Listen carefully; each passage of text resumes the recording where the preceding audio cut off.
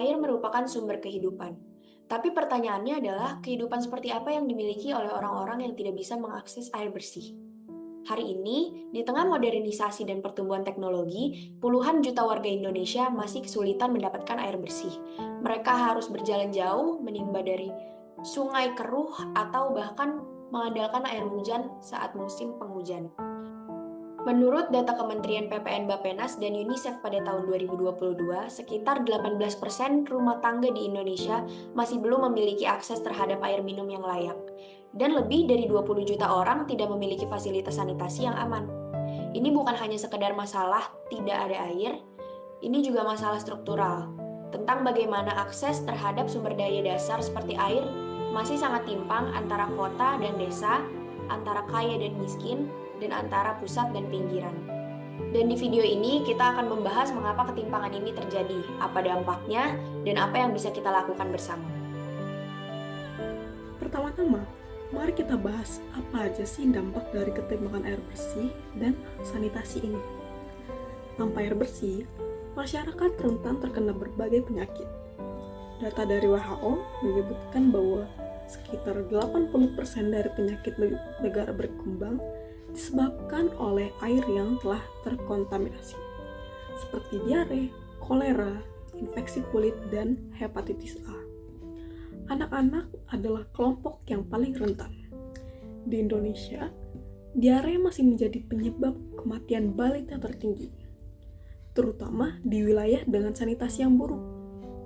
Selain itu, isu air bersih sangat erat kaitannya dengan isu gender. Perempuan dan anak-anak perempuan yang terkadang tinggal di kampung atau di pedalaman biasanya bertugas untuk mengambil air. Kadang mereka harus berjalan berkilo-kilometer jauhnya. Dan saat mereka menstruasi, banyak dari mereka tidak dapat bersekolah karena tidak dapat akses pada toilet yang bersih atau tempat cuci tangan yang layak. Dan sanitasi buruk tidak hanya berdampak pada kesehatan, tapi pada dignity atau martabat manusia. Bayangkan, harus membuang air besar ataupun air kecil di kebun atau sungai yang terbuka, tanpa privasi dan tanpa keamanan. Hal tersebut bukanlah kehidupan yang layak. Kesenjangan ini bisa terjadi ya. Faktor yang pertama adalah akses geografis. Wilayah Indonesia yang sangat luas dan tersebar membuat distribusi layanan air menjadi tantangan tersendiri. Baik desa di daerah terpencil, pulau kecil, maupun dataran tinggi yang tidak bisa dijangkau oleh jaringan PDAM. Yang kedua, pencemaran sumber air. Sungai dan air tanah banyak sekali yang sudah tercemar oleh limbah rumah tangga, industri, maupun pertanian. Menurut Kementerian Lingkungan Hidup, sekitar 70% sungai di Indonesia sudah tercemar sedang hingga berat. Yang ketiga, kemiskinan dan ketimpangan dari infrastruktur. Masyarakat miskin tidak mampu membangun sumur ataupun bahkan membeli air galon. Pemerintah daerah pun seringkali kekurangan dana dan kapasitas untuk membangun sistem air dan sanitasi. Yang keempat, ada perubahan iklim. Musim kemarau yang lebih panjang dan tidak menentu membuat beberapa daerah rawan kekeringan. Di Nusa Tenggara Timur misalnya, ada desa yang hanya mengandalkan air hujan selama berbulan-bulan. Isu ini memang sangat kompleks dan saling terkait, tapi bukan berarti tidak bisa diselesaikan. Lalu, apa saja solusi yang sedang dan bisa dilakukan? Jadi, pemerintah Indonesia telah menjalankan beberapa program seperti PAMSUMAS atau penyedia air bersih dan sanitasi berbasis masyarakat.